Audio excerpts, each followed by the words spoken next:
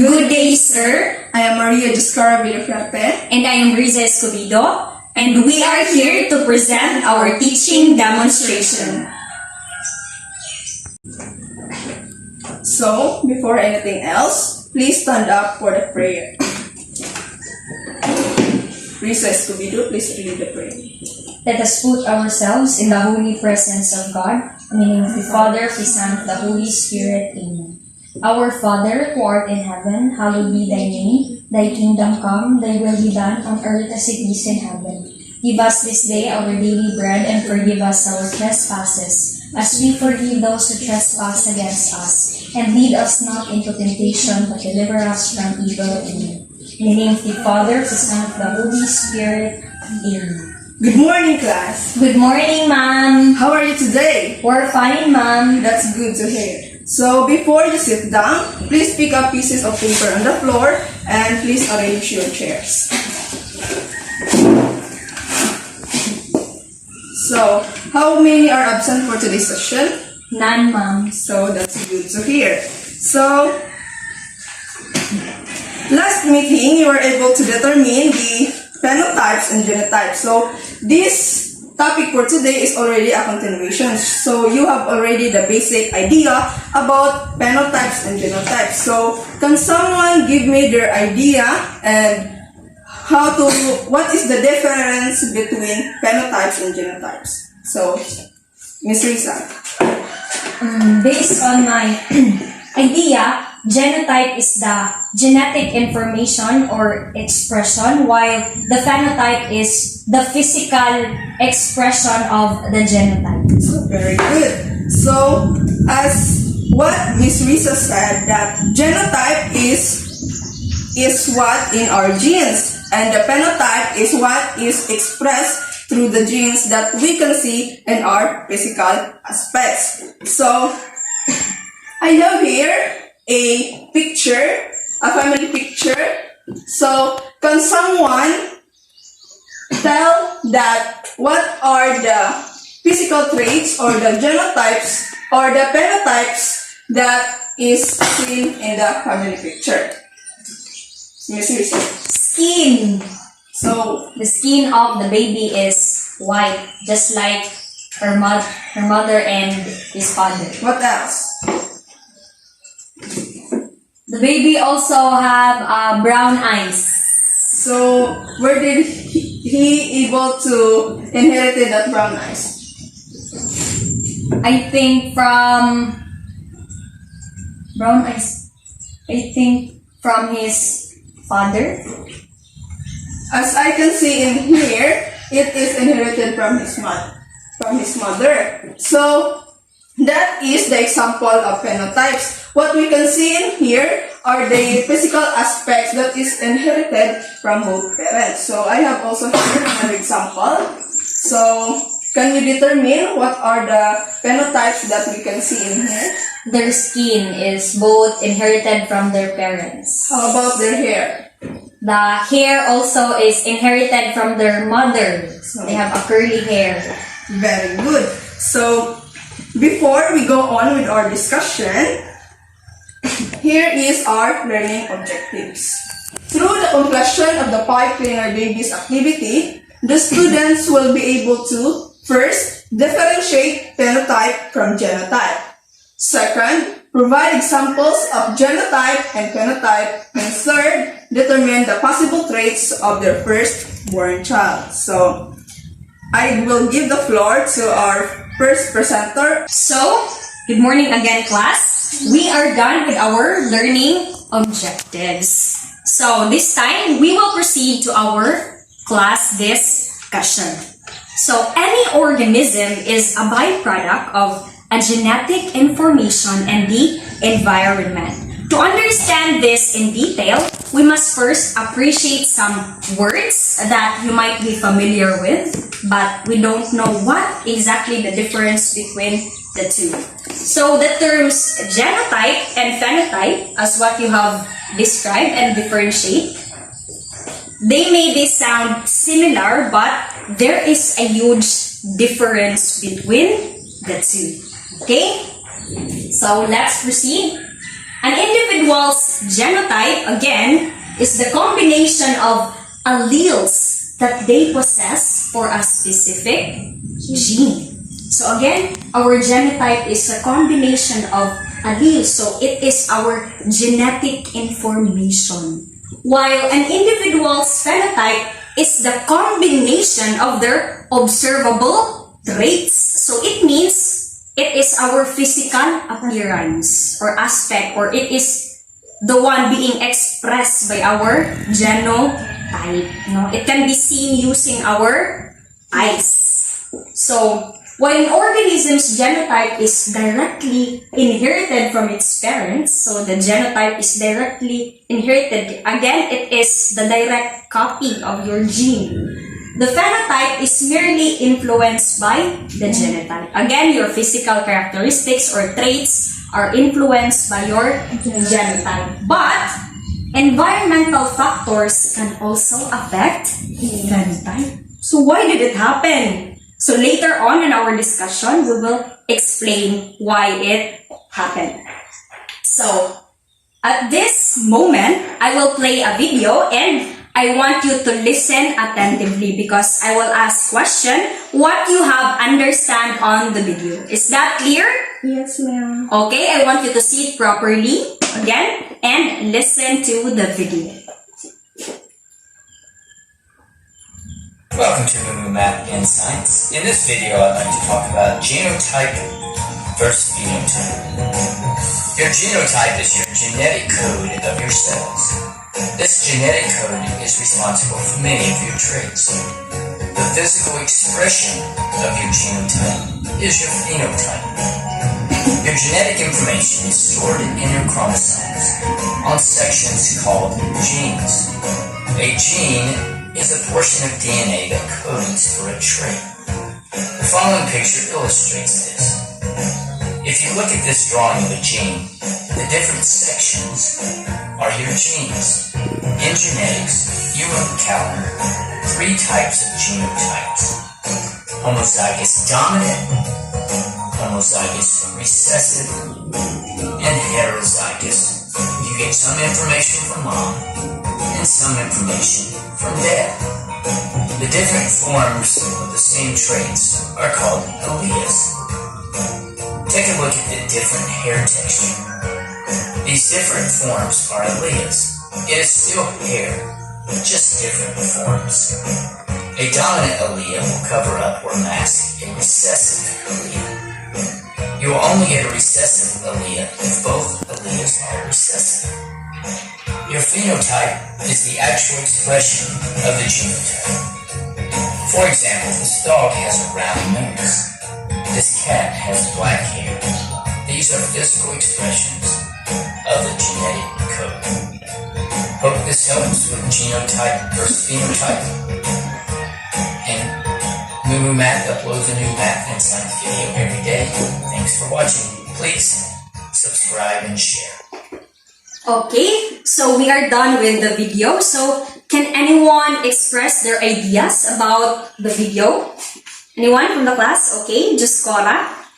So, ma'am, what I understand in the video is that genotype is expressed to become what we see in the outside as the phenotype, and it also has its different types. So, but ma'am, I want to know what are the difference between alleles, DNA, and genes. That's all. Okay, thank you, Dioscora. So let's give Maria Dioscora a hand.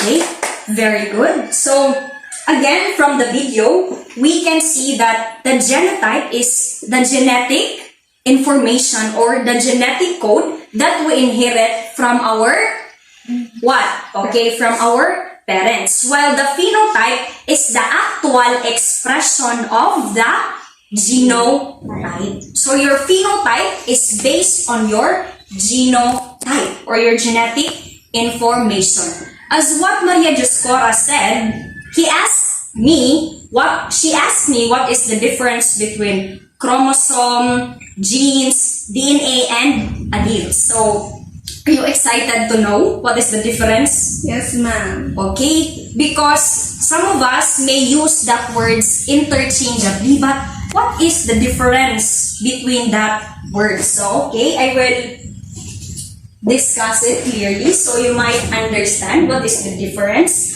So, a chromosome, so I will draw a chromosome.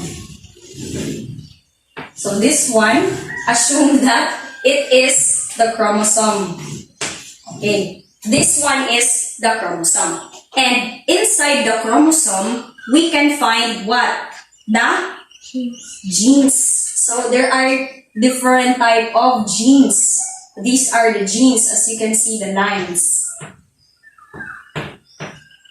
So this one is the gene 1, gene 2, 3, and 4, so on and so forth. So inside the gene, we can find the what? The alleles. Are you sure? Okay, the DNA. So inside the genes, we can find your DNA. Okay, this one. This one is the DNA. Now, ma'am, what do you mean by the alleles? So, here it is. The alleles is the different forms of your genes. Again, what is the allele? The different forms of your genes. So, this one, again, as I said earlier, this is the gene 1, gene 2, gene 3, gene 4, so on and so forth. This different forms of genes is what we call as what? Again, class? The Alleles. okay, alleles. So is that clear? Yes, ma'am. Again, this is the chromosome, no? The big part. And inside the chromosome, no? We can see the genes. So there are different forms of genes. And again, the different forms of genes are called as alleles. And we can find the DNA where? Inside the genes. So is that clear? Yes, ma'am. Okay, so we are done with that. So again, please read everyone in 4, 3, 2, 1. Genotype. The subsequent combination of alleles that an individual possesses for a specific gene. Okay, again, the genotype is the subsequent combination of alleles. Again, what are alleles? Alleles are the different forms of your genes so that an individual possesses for a specific gene. So that's already understandable. So as I said earlier, genotype is your genetic information. So in biology, a gene, again, is a section of DNA. No, a gene. Inside a gene, we can find our DNA that encodes a trait. The precise arrangement of nucleotides, no? What is nucleotides? For the previous lesson, no, it is composed of the phosphate group, the sugar, and the base. Again, what are the 4 bases? The bases? The cytosine. Okay, the adenine, thymine, cytosine, and Guanine. okay, very good, guanine. Therefore, no, a gene can exist in different forms across organisms. And these different forms, as what I have said and explained, are called as alleles. So the exact fixed position on the chromosome that contains a particular gene is known as a locus. Now, ma'am, what is a locus? So, a locus is the fixed position on the chromosome wherein you can find a particular gene. Ba? If we go back there, gene 1, so it has a fixed position wherein it is called as the locus. Okay. Do you understand, class? Yes, ma'am.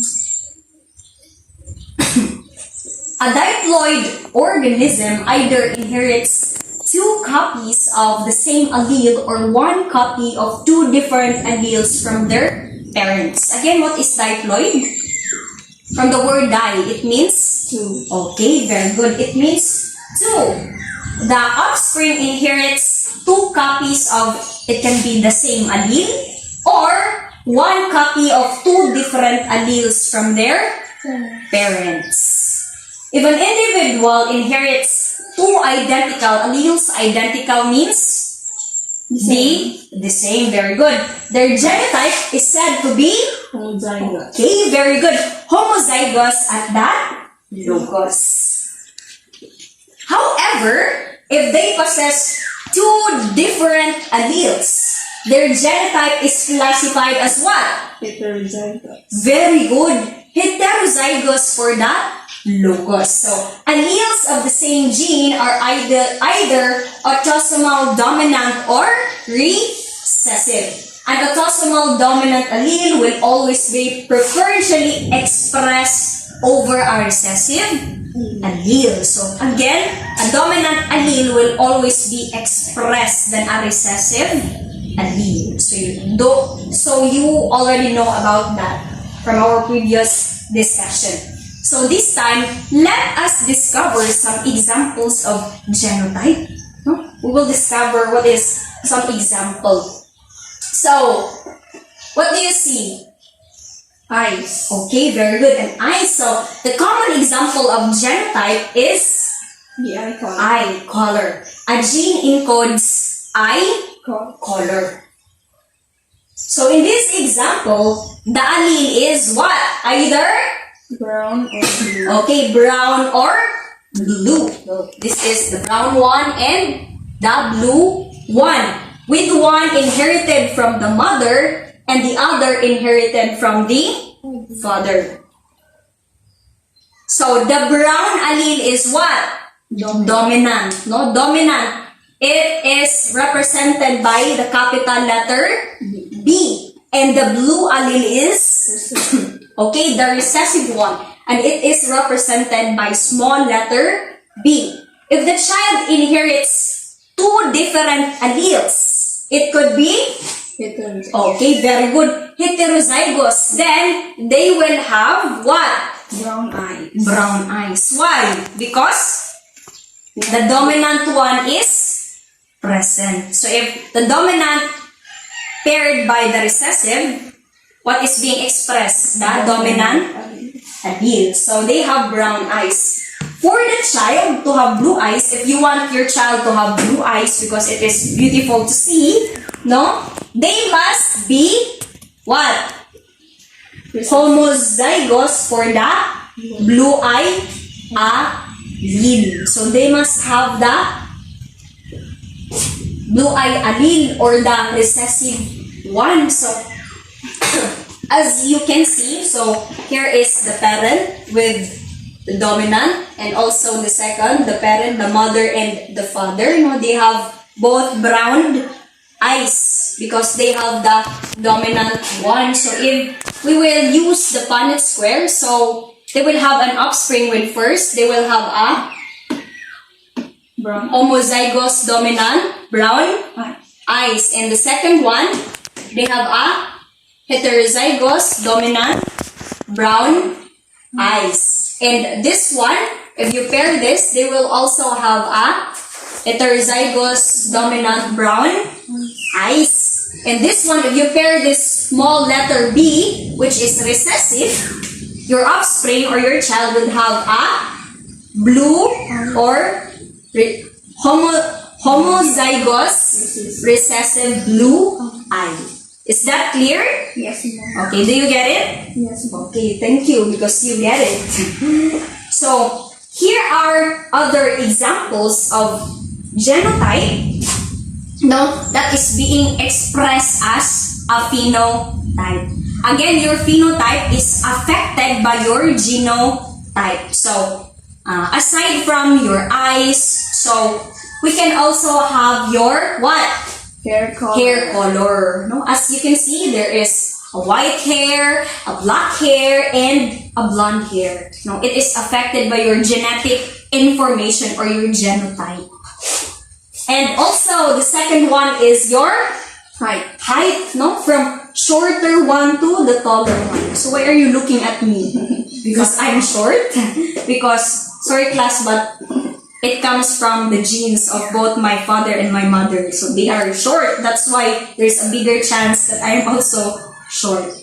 And the last example is your shoe size. So again, your phenotype is affected by your genotype.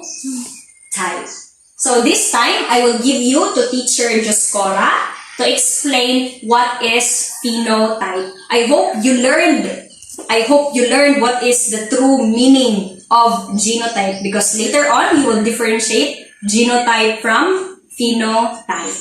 Okay. So we are already done with our genotype, so we proceed to phenotype. Please read. Phenotype, the sum of an organism's observable characteristics. So, phenotype is the sum of an organism's observable characteristic. So, it is understandable already that phenotype is what we see in each individual of us. So, the example of phenotypes is the hair color, the skin color, and our height. A key difference between phenotype and genotype is that while genotype is inherited from an organism's parents, the phenotype is not.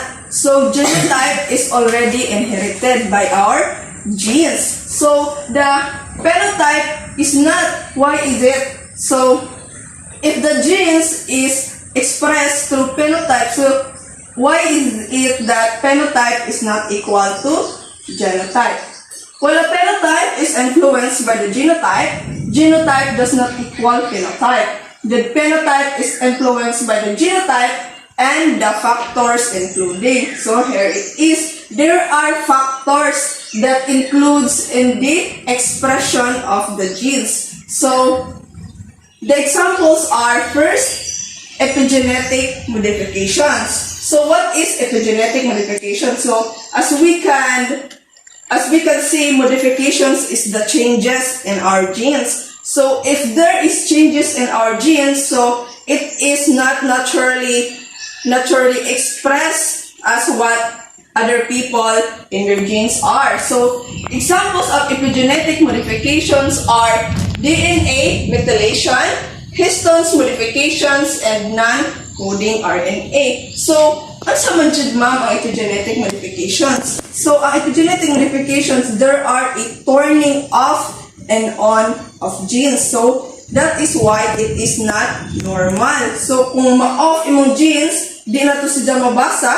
So kung ma-on na po, ana na po mabasa ang genes to express to be a phenotype. So that is what is one of the factors that influence genotype. Next is the environmental and lifestyle factors. So as we can see, there are a lot of environmental factors affecting our growth or our physical aspects. So environmental factors that may influence the phenotype include nutrition, temperature, humidity, and stress. So, kung galing mo di ka ma-stress, malaing di ay ang imong phenotype. So, adyo di mo pa stress kay ma-wrinkles.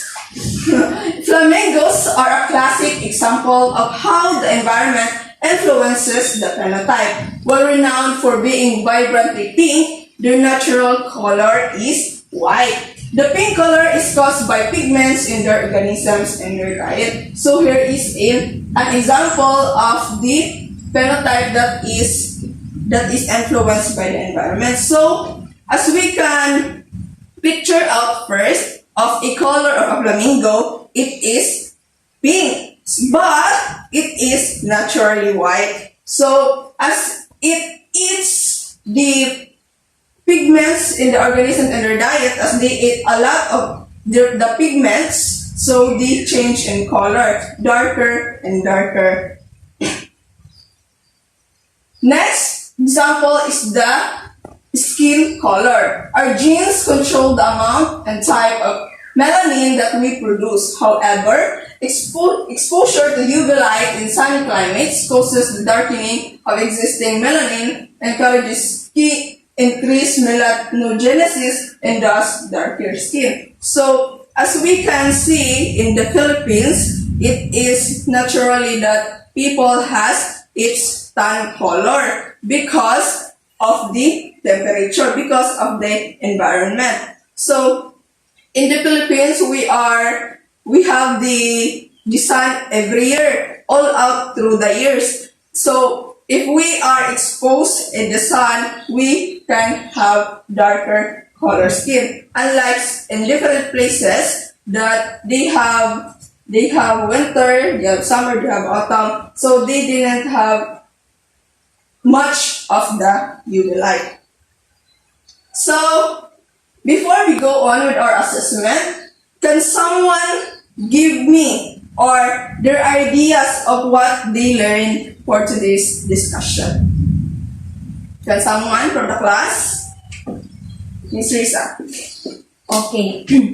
I learned that, again, the genotype is the actual copy of genes that is inherited from your parents, while the phenotype is the one being expressed and that can be seen using our eyes. And the phenotype is, again, it is affected by the genotype, but it is also affected by some factors like what you have said, ma'am, the environmental factors or mutation or changes in DNA. Very good. So, can everyone give Miss Riza a round of applause? So, we will go on with our assessment. We are done with our discussion, no? Is that clear? Do you understand already what is genotype and phenotype? Yes, ma'am. Do you have any questions? None so far. Okay, none so far. So this time, we will have your assessment. Your assessment is the continuation of your pipe cleaner activity. So here is the instruction. So I want you to listen carefully. Okay? So this time, go to your previous group. Diba? You already have your groupings. So let us continue the pipe cleaner babies activity and answer the activity sheet on time to start your family and complete the data table activity within 30 minutes. You need to note that the activity is good for 30 minutes. So later on, I will distribute the activity sheet. So after answering the activity or group activity, you will present your output in front of the class. So starting from group 1 until group 12. So you must select a reporter within your group. Is that clear? Yes, ma'am. Okay, very good.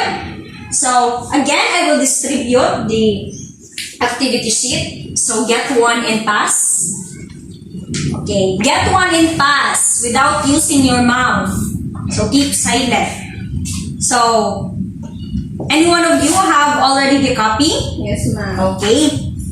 So, your 30 minutes starts now. Okay, go. Okay, answer by group. 10 minutes left.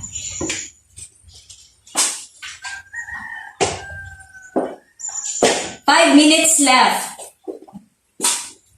Okay? 1 minute left.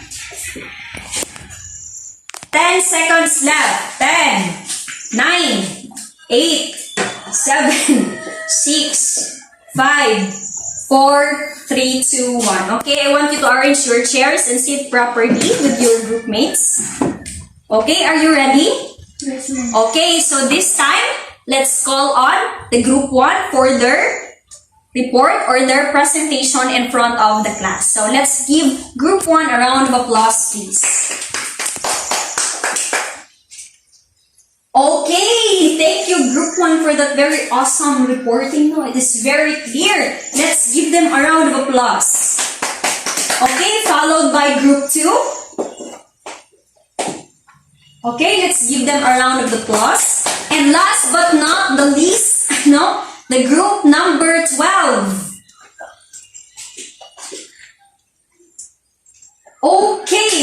you for that very good job. Very awesome report. Let's give everyone a round of applause. I think you already understood, no, the lesson about genotype and phenotype based on your presentation here in front and your reporting now. I want you to pass your activity sheet in front. Okay, pass your activity sheet without using your mouth. Okay? Okay, thank you. Now, for your last activity, now from the activity that you have done, the 5 cleaner babies activity, and from the discussion that we have made for today's meeting, no, I want you to get a 1/2 sheet of paper crosswise. Again, 1/2 sheet of paper crosswise, and for 10 minutes, answer in a paragraph form, no, your sheet of paper, how phenotype and genotype come about. Okay, is that clear? Again, 1/2 sheet of paper crosswise in a paragraph form. Okay, you have 10 minutes. No, don't look with your seatmates. Focus on your paper. Okay, your 10 minutes starts now.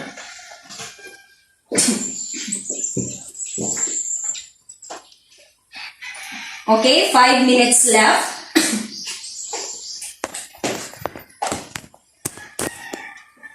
If you're finished, avoid talking to your seatmates. Again, focus on your answers. Read your answers twice. Okay, 1 minute. 10 seconds. 10, 9, 8, 7, 6, 5, 4, 3, 2, 1. Okay? Finish or not finish, pass your paper in front of the class. Okay, thank you. I guess every one of you already understood our lesson. So thank you for your cooperation and your participation in our discussion and our activity for today. Now, do you have any questions regarding our topic? No, ma'am. Any questions or clarifications or violent reactions? We already understand it, ma'am. Okay, very good. Thank you, class. Because our efforts might be paid off because you already understand the lesson. Okay, because this time you already understand the lesson, here is your assignment. So take note for your assignment. Kindly search and study more about genotype and phenotype of human traits. Okay, is that clear? Yes, ma'am. Okay, very good. Again, your assignment, you need to search and study more about genotype and phenotype. So class, I will present to you, here is the references of my discussion. So you will not say that mom is saying something that is not related within the discussion. So here is our references. So that's all for today. Thank you and God bless. So okay, this time, before our class will be dismissed, I want you to fix your chairs. Okay, pick up some pieces of papers. Okay. I hope there are no papers and garbages. Okay, so this time I want you to stand for our closing prayer.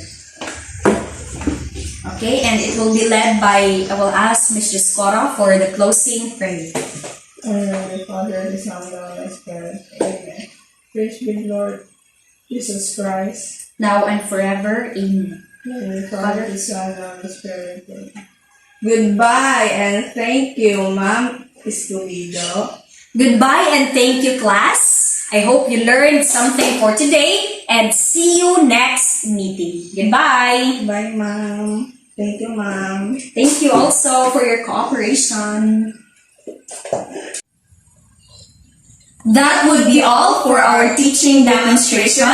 Thank you and God bless.